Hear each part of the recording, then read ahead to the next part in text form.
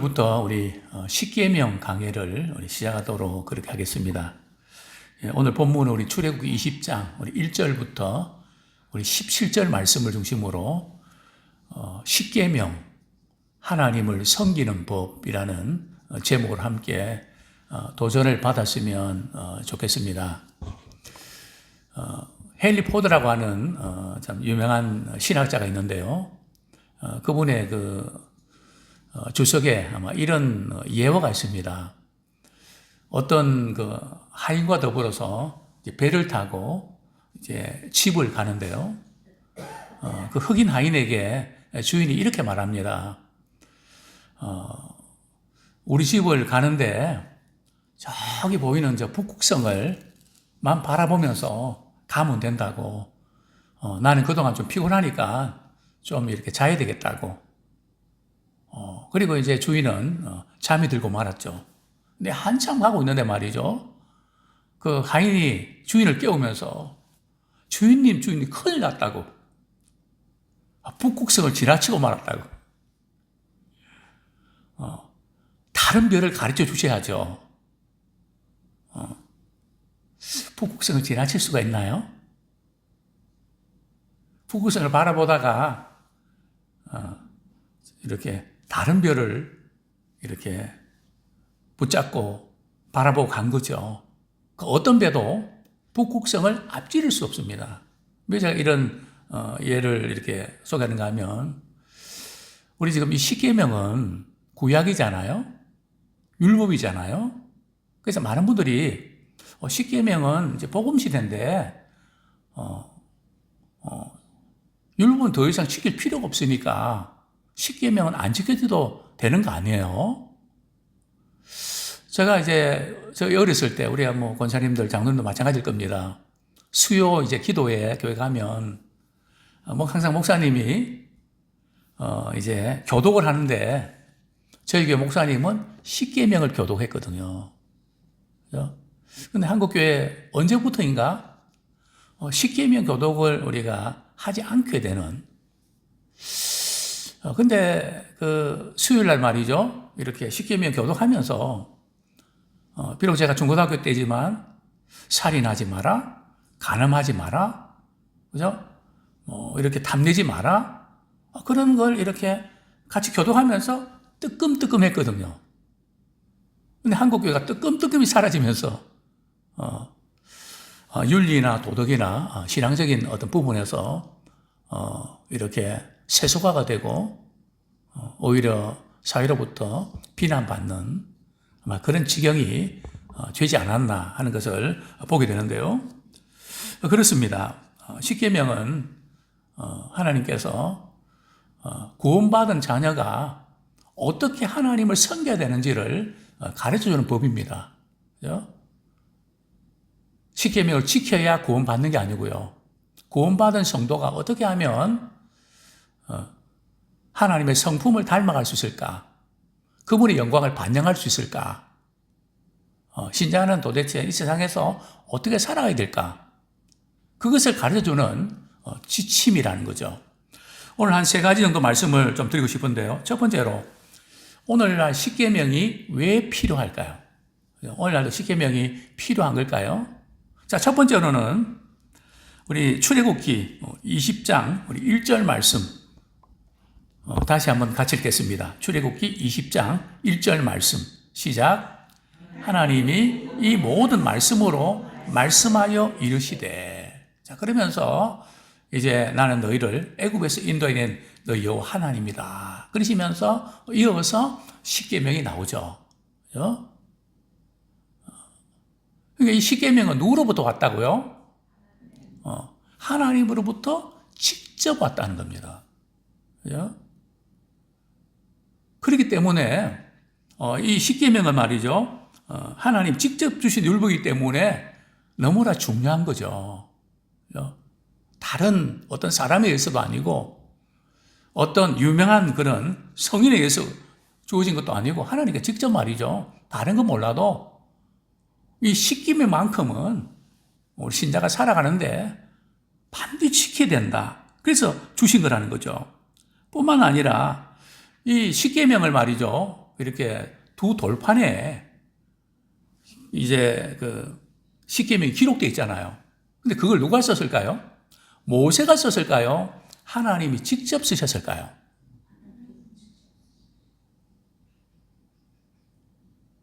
하나님이 쓰셨나요? 아니면 모세가 쓰셨나요? 모세가 썼나요? 뭐, 누가 쓰면 어떠나 하는 그런 또 우리 한번 보겠습니다. 우리 출애굽기 34장 우리 28절. 출애굽기 34장 28절.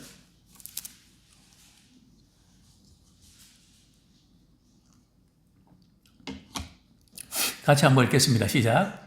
모세가 여호와 함께 40일 40야를 거기 있으면서 떡도 먹지 아니하였고 물도 마시지 아니하였으며 여호와께서는 언약의 말씀 곧 십계명을 그 판들에 기록하셨더라. 자, 누가요? 누가 기록했다고요? 우리 하나님께서 직접 두 돌판에 기록하셨다는 거죠. 그죠? 그만큼 중요하기 때문에. 이건 사람에서 만들어진 게 아니고 하나님께서 직접 주신 말씀이기 때문에, 율법이기 때문에 십계명은 대단히 중요하다는 거죠. 또 우리 신명기 4장 13절 왜 십계명을 주셨는가 말이죠. 그냥 좋은 말씀이다 그렇게 생각만 하고 끝나라고 주신 걸까요? 신명기 4장 13절.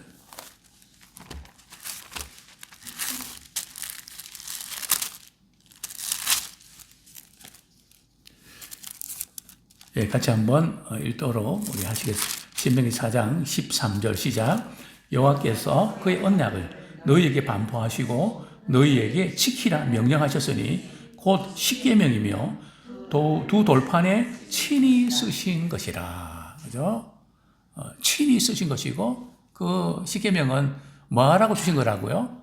지키라고 주신 거라는 거죠. 그러니까 십계명은 굉장히 중요한 그런 율법이라는 것을 우리가 알 수 있습니다. 그렇습니다. 이제 두 번째는 말이죠. 이 십계명은 모든 율법의 핵심이 되는 부분입니다. 그죠? 모든 율법의 그 엑기스가 말이죠. 바로 십계명이라는 거죠. 우리 성경 말씀 우리 한 구절 보겠습니다. 그래서 십계명을 담은 법궤를 말이죠. 뭐라고 그럽니까? 언약궤라 그러죠. 법궤라고도 하고요. 자, 우리 성경 말씀 신명기 31장 26절.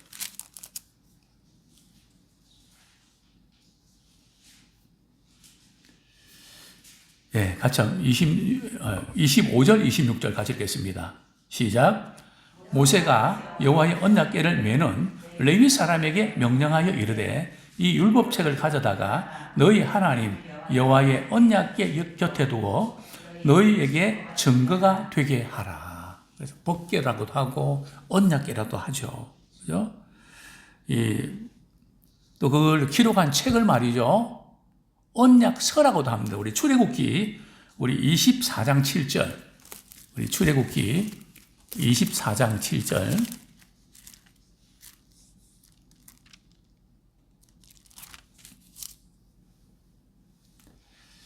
같이 한번 읽겠습니다. 시작. 언약서를 가져다가 백성에게 낭독하여 듣게 하니 그들이 이르되 여호와의 모든 말씀을 우리가 준행하리이다. 그죠? 참 하나님께서 모세와 더불어서 언약을 맺을 때 항상 하나님께서 모세를 통해서 언약의 말씀을 주시고요. 또 십계명을 주시고요. 그리고 이스라엘 백성들이 그 십계명을 받아서 어떻게 할 것인가 우리가 다 행하겠습니다. 이 언약은 반드시 언약의 말씀을 주는 분하고 언약을 받는 분이 행해야 된다고 하는 결단이 필요하거든요. 이런 점에서 우리는 수많은 말씀을 많이 듣지만 우리는 행해야 되겠다, 지켜야 되겠다 하는 그런 마음은 굉장히 약화되어 있지 않나. 말씀을 주시는 것은 지키라고 주신 거거든요. 그런데 언제부터인가 우리는 말씀을 어떻게 다 지킵니까? 물론 우리는 언약에서 말씀을 다 지킬 힘은 없지만 성령께서 말씀을 지킬 수 있는 힘을 주시죠. 그래서 우리는 마음 한구석에 우리가 무슨 예수님인가? 그래서 우리는 말씀을 지킬 수도 없고 지킬 필요가 없다 하는 그쪽으로 나가면 큰일 납니다. 우리가 지켜서 구원받는 게 아니고요. 구원받는 자답게, 하나님 자녀답게 살아가기 위해서 말씀을 지키는 거거든요. 그런데 이런 부분에서 우리는 말씀을 들을 때에 주일날 이렇게 말씀을 듣고 그러면 한 가지라도 내 것을 만들어야 되거든요. 근데 내 것을 만들기보다는 그냥 오늘도 그냥 듣고 결단하고 이거 내가 해야지 하면서 그대로 그냥 계속 실천하는 이런 부분에서 이제 이 언약 과정에서 우리가 다 행하리다 하는 결단이 어느 때보다도 필요한 때가 아닌가 생각이 됩니다. 그렇습니다. 십계명은 말이죠. 인간의 삶 전체를 망라하는 그런 엑기스와 같은 그런 계명이죠. 자, 세 번째 십계명은 복음의 근원이 됩니다. 그죠? 십계명과 복음과 상관이 없는 게 아니고요. 복음의 근원이 된다는 거죠. 예수님께서 이렇게 말씀하셨죠. 먼저 말이죠. 예수님 말씀하기 전에 우리 마태복음 22장 36절에서 40절에 보면 어떤 율법사가 말이죠. 마태복음 22장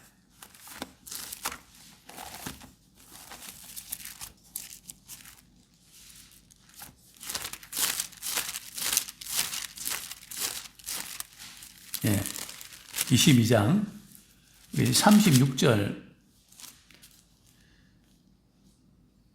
우리 한번 35절부터 39절까지 한번 40절까지 같이 읽겠습니다. 35절부터 시작. 그 중에 한 율법사가 예수를 시험하여 묻되 선생님 율법 중에서 어느 계명이 크니까? 예수께서 이르시되 내 마음을 다하고 목숨을 다하고 뜻을 다하여 주 너의 하나님을 사랑하라 하셨으니 이것이 크고 첫째 되는 계명이요 둘째도 그와 같으니 내 이웃을 내 자신같이 사랑하라 하셨으니 이 두 계명이 온 율법과 선지자의 강령이니라.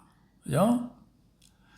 지금 그 율법도 그렇고요. 복음도 성경 전체에 말이죠. 핵심이 뭡니까? 한 단어로 표현하면 사랑이거든요. 그죠? 율법 전체의 핵심은 한 단어로 표현하면 사랑이거든요. 근데 사랑의 이제 대상이 크게 하나님을 사랑하고 이웃을 사랑하고 십계명도 그렇거든요. 1계명부터 4계명까지는 하나님 사랑이거든요. 그죠? 5계명부터 10계명은 이웃 사랑. 그죠? 즉 복음의 핵심이 그죠? 근원이 바로 십계명에서 유리한다는 것을 우리가 알 수 있죠. 그렇습니다. 근데 우리가 이 율법과 이 복음의 관계를 조금 알아야 되는데요. 율법은 뭔가 하면 거울과 같은 기능을 합니다.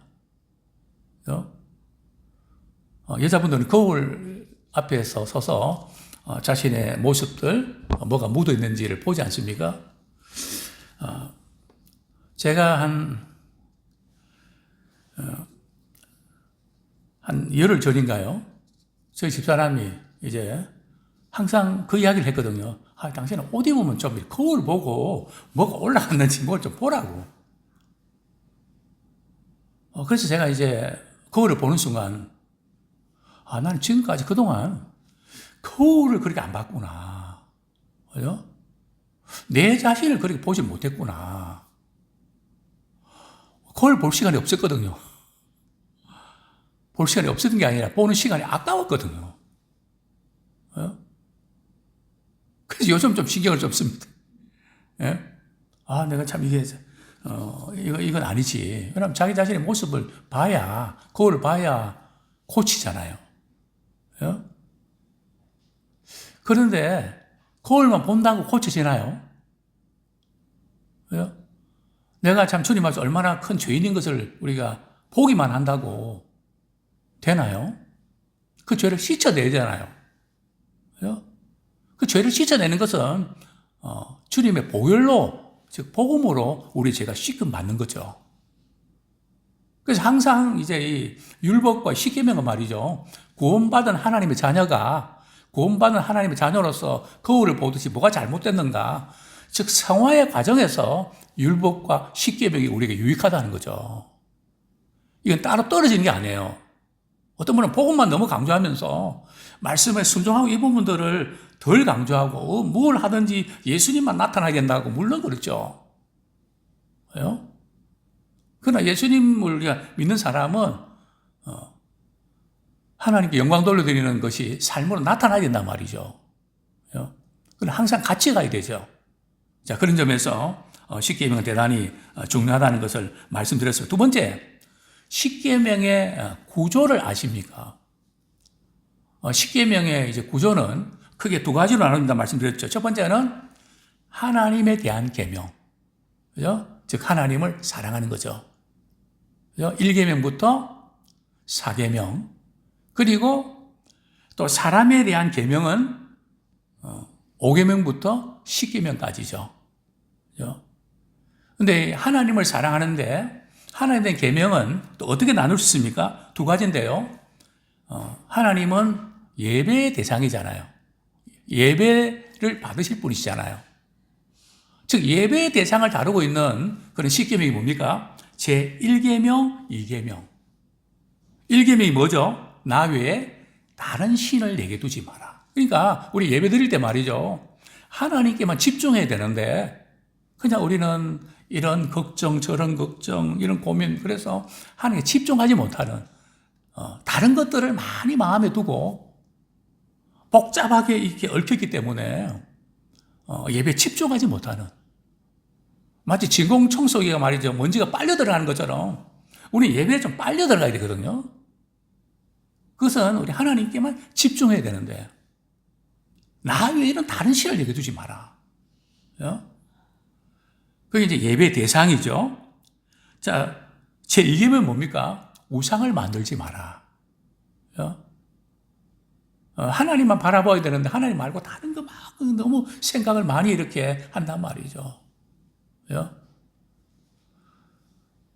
그러니까 예배 드린다고 하지만은 하나님께 드리는 것이 아니라 귀신에게 드렸다. 그렇게 말씀하지 않습니까? 사도행전에 보면 이스라엘 백성이 광야에서 40년간 제사는 드렸는데 너희들이 나를 위해서 드린 거냐? 귀신에게 드린 거지. 하나님이 받으실 만한 예배를 드려야 되는데 인간적인 방식과 다른 거, 이거 잘못된 예배 드렸다. 경고하는 메시지 아닙니까? 다른 우상을 두지 마라.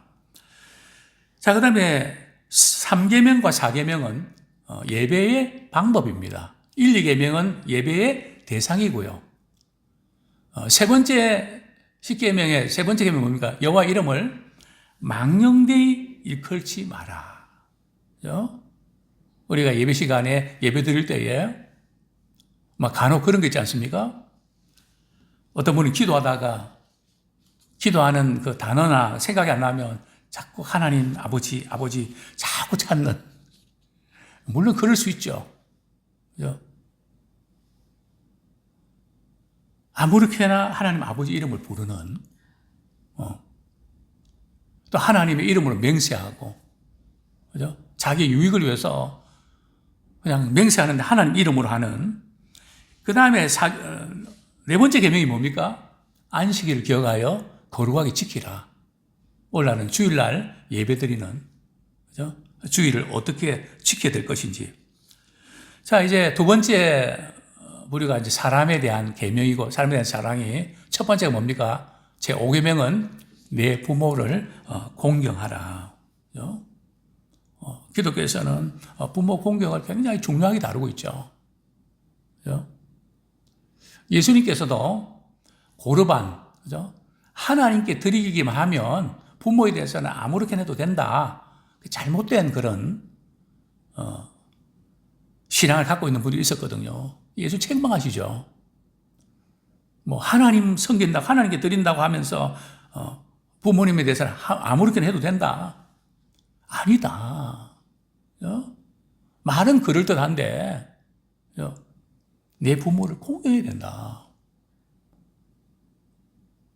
가까운 이렇게 부모님을 공경해야 된다. 한 부분을 강조하고 있죠. 여섯 번째가 뭡니까? 뭐 하지 말라고요? 살인하지 마라. 예수님께서는 살인은 마음의 문제까지 미워하는 것도 살인이다. 살인하지 마라. 그리고 간음하지 마라. 마음으로 간음한 것도 간음한 거다. 그 다음에 도둑질하지 마라. 남의 것을 내 것으로 만들지 마라. 도둑질하지 마라. 그 다음에 구계명이 거짓 증거하지 마라. 우리 사회가 지금 말이죠. 굉장히 불안하고 참 이렇게 앞으로 대가를 많이 치러야 될 텐데 그중 하나가 바로 거짓 프레임입니다. 그죠? 이제는 사람들이 관심이 없어져 버려서 온갖 거짓이 난무하고 말이죠. 그게 진짜인지 거짓인지 중요하지 않은 무방비의 상태가 되어서 말이죠. 이 틈을 타고 굉장히 혼란할 수밖에 없는 아마 그런 위기가 이 시대를 덮고 있지 않나. 제가 예전에 말씀드렸습니다. 우리나라를 덮고 있는 세 가지 위기는 첫 번째가 바로 분열입니다. 나라가 대립이 되는 것은 정말 안 좋은 거거든요. 뭉치면 살고 흩어지면 죽는다. 이유가 어찌게 됐든 한 나라가 또 가정도 교회도 아무리 힘이 있고 돈이 있고 능력이 있어도 마음을 같이 하면 뭐든지 할 수 있고요. 그렇지 않으면 뭐든지 못합니다. 아무것도 못합니다. 그리고 바로 음란한, 그죠? 계속해서 성희롱, 성추행, 이런 부분들이 계속 터지잖아요. 그죠? 꼬리를 물고 계속 터지잖아요. 그죠? 왜 그럴까요? 그죠? 이게 이제 거짓, 그죠? 세 번째 위기는 바로 거짓말에 너무 우리가 관용 베푼다는 거죠. 그죠? 거짓말이 가장 무서운 죄악이고 가장 안 좋은 죄악이거든요. 근데 우리는 거짓말은 너무 다 넘어가요. 3개월만 지나면 다 할 수 있어요. 그죠? 특별히 우리가 지금 이 거짓의 아비는 마귀잖아요. 그죠? 그래서 이런 부분에서 거짓 증거하지 마라. 그 다음에 십계명은 바로 탐내지 마라. 그죠? 우리 잘 아는 그런 부분들인데요. 자, 세 번째로 좀 다루고 싶은 부분이 바로 십계명의 서문인데요. 자, 다시 본문 돌아갑니다. 출애굽기 20장 2절 말씀.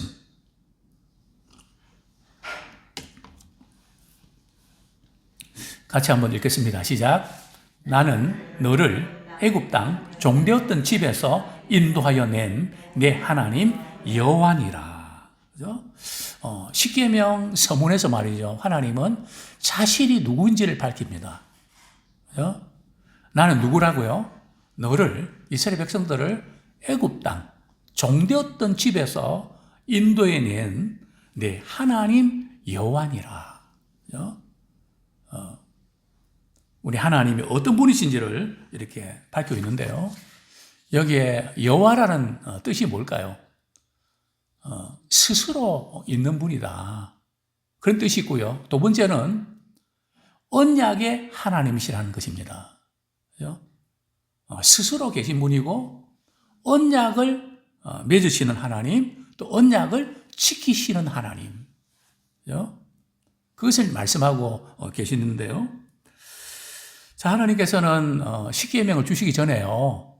너 이것 해라, 이거 하지 마라. 그죠? 말씀하시기 전에 나는 너희를 애굽에서 인도해 낸 너희 하나님 여호와다. 즉 구원의 은혜를 먼저 강조한다는 거죠. 그래서 항상 우리는 말씀을 지키기 전에 말이죠. 하나님께서 항상 너는 누군가, 나는 누군가. 그죠? 하나님은 우리를 사랑하셔서 우리를 죄에서 구원해 주신 그런 하나님이시다. 구원받은 하나님의 자녀로서 하나님의 자녀답게 사는 게 바로 십계명이고 하나님의 말씀이라는 거죠. 그 하나님은 어떤 분이시라고요? 애굽 땅 종되었던 집에서 참 이스라엘 백성들이 애굽에서 탄식하며 고통을 겪으며 말이죠. 얼마나 신음했습니까? 얼마나 어렵게 그들을 애굽에서 인도해 내셨나요? 사실은 이스라엘 백성들이 애굽에서 나오면 좋겠다는 생각조차 했을까요? 그는 403년 동안에 포기했습니다. 당시 강대국 애굽에서 어떻게 나와요? 바로왕이 말이죠. 신인데 애굽인들에게는 말이죠. 또 이스라엘 백성들이 볼 때도 엄청난 분인데 도저히 나오겠다고 하는 꿈도 못 꾸죠. 그래서 모세가 말이죠. 하나님께서 우리를 애굽 땅에 인도해 낸다 그러니까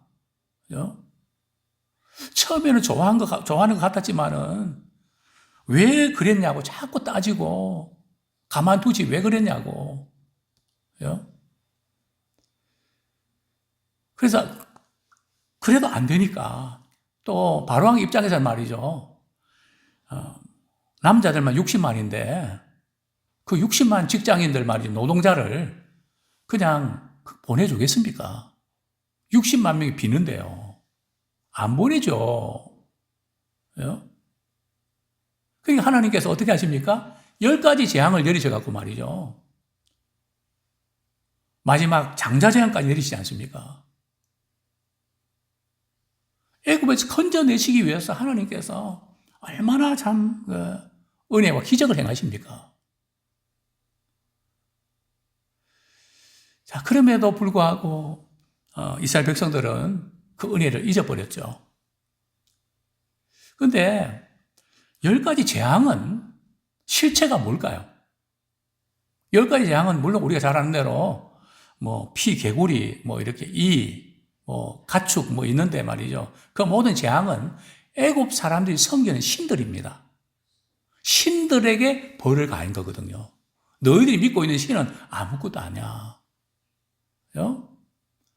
만군의 여호와 하나님, 유일하신 그분만이 하나님이시야. 실제로 보여주는 거죠. 너희들이 붙잡고 막 두려워하고 그런 게 아무것도 아니야. 모든 열국의 하나님만이 여호와이심을 드러내기 위해서 10가지 재앙을 내리신 거죠. 어쨌든 하나님께서 우리를 어떻게 구원하셨나요? 우리는 항상 시발점을 하나님이 나 같은 죄인을 어떻게 구원해 주셨나? 구원의 은혜에 감격해서 그 말씀에 순종하는 그런 우리가 되기를 소원합니다. 자, 그런데 십계명은 말이죠. 하라는 게 맞나요? 하지 말라는 게 맞나요?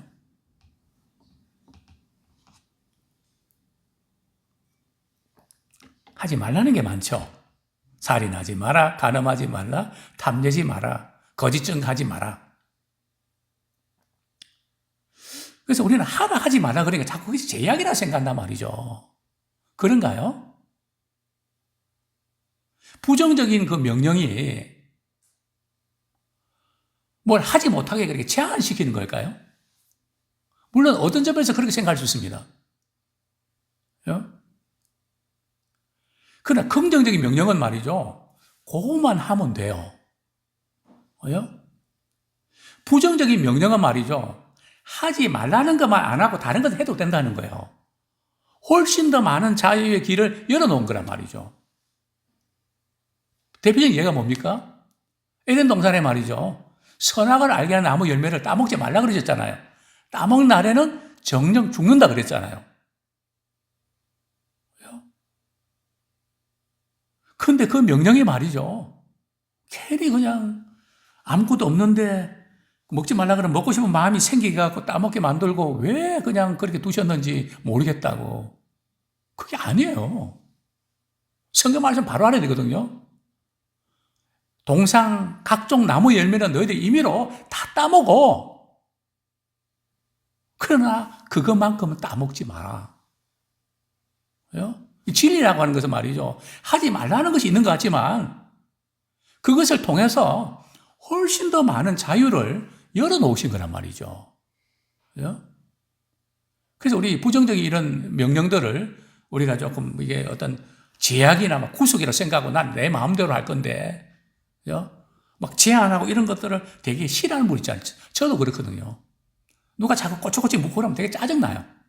알아서 할 텐데 뭐 그래 자꾸 묻고 그렇게 하냐. 아주 피곤해요. 그러나 또 다른 그런 면들이 있다는 거죠. 그렇습니다. 우리 하나님께서 참 우리를 이렇게 애국 땅에서 우리 죄에서 구원해 주셨는데요. 우리의 자격이나 능력이 있어서 그러셨나요? 우리를 구원해 주시고 또 이스라엘 백성들을 구원해 내신 이유는 뭘까요? 이스라엘 백성들이 고통당하는 걸 불쌍히 여기시고요. 궁극적으로는 그들을 사랑하셨기 때문에. 그래서 인도내신 거라고요. 뭐 잘하고 말이죠. 말 잘 듣고 뭐 이렇게 뭐 좋은 점들이 많아서, 뭐 수도 많고 장점이 많아서 구원하는 게 아니라니까요. 사도 바울을 보십시오. 완전히 그냥 반대쪽으로 가던 사람이잖아요. 그런데 불러서 구원해 내셨잖아요. 이시지 않습니까? 사랑하시기 때문에 우리를 구원해 주셨습니다. 이제 말씀을 맺겠습니다. 우리 십계명을 지키는 것은 말이죠. 구원받은 성도들이 하나님 은혜 감격에서 우리 하나님을 섬기는 것입니다. 또 주님을 사랑하는 마음으로 또 그 말씀을 순종하는 것이죠. 저는 이것을 연애할 때에 우리가 마음으로 돌아가면 뭔지 우리가 이해할 수 있죠. 우리가 연애할 때 어떻게 합니까? 보통 때는 말이죠. 일어나다 나라 해도 잘 안 일어나는 아들이 말이죠. 여자친구 만나러 간다 그러면 말이죠. 막 새벽부터 일어나고 준비하거든요. 그 여자친구가 뭐 이렇게 해달라 그러면 말이죠. 없는 돈 말이죠. 뭐 어떻게 해서라도 해내지 않습니까? 왜요? 해달라는 게 그냥 힘든 게 아니라 뭐 갖고 싶은 거 없어 그렇잖아요. 내가 뭐 해주고 싶은 거 없어. 왜요? 사랑하니까. 사랑하니까 뭔가 요구도 한단 말이죠. 또 사랑하는 사람의 말은 다 해주고 싶단 말이죠. 결국은 하나님에 대한 사랑의 문제라는 거죠. 아무쪼록 우리가 십계명 강해를 통해서 하나님을 잘 섬기는 우리 모두가 되기를 축원합니다.